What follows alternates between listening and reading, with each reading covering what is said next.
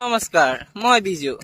বৰ্তমান আছো মই গাঁৱত আৰু আজি আমাৰ এটা সৰু চাই পাৰ্টি হ'ব আৰু লগত আছে চাহিদ আৰু বাৰী।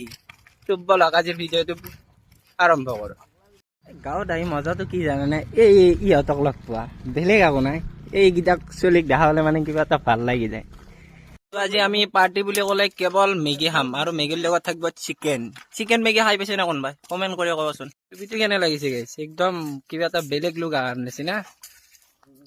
টুপিটো মানে মন নহয়, টুপিটো চাহিদৰ ভাল লাগছে দেখি মাৰি লৈছো। কিবা অলপ বেলেগ যেন দেখা হৈছে না, সেনে অলপ। গাঁৱৰ প্ৰথম ভাল লগা বস্তুটো হ'ল পৰিৱেশ। কি মজা এটা পৰিৱেশ, যিটো মানে চহৰত কেতিয়াও পোৱা নাযায়। মানে এডজাষ্ট হ'ব নোৱাৰি চহৰত। ইমান সুন্দৰ পৰিৱেশ এটা এৰি কিনে যে এতিয়া চহৰত যাম, মানে এডজাষ্ট হোৱাটো বহুত টান হয় আমাৰ কাৰণে।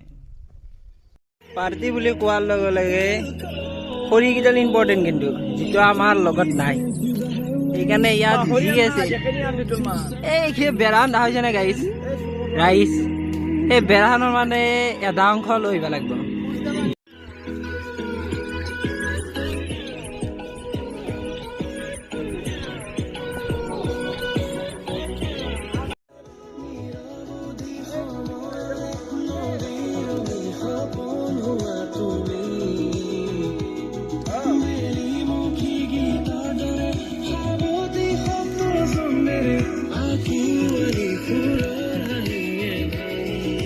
কি চলি ইয়াত?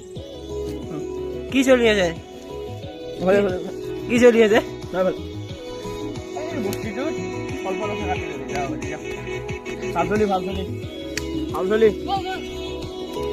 আমাৰ প্ৰথম কাৰ্য হৈছে এই আমাৰ দ্বিতীয় কাৰ্য হৈছে বঢ়িয়া ফাইনেলি আমাৰ ৰেডি মেগী আৰু আমিও খাবৰ কাৰণে ৰেডি। বঢ়িয়া চেফ ডেংগাবালা আৰু লগতে মেগী, চিকেন কাৰী মেগী আৰু এইটো চেফ আৰু এইজনলৈ মন কৰকচোন। এই ব্যক্তিজনক কোনে চিনি পায় আমাৰ গাঁৱত? মাংসটো অলপ চাই দিবা। নহয় সৰু এনেকে নহ'ব, মানে মই 70 টকা দিছো, এইটো মই নামানিম।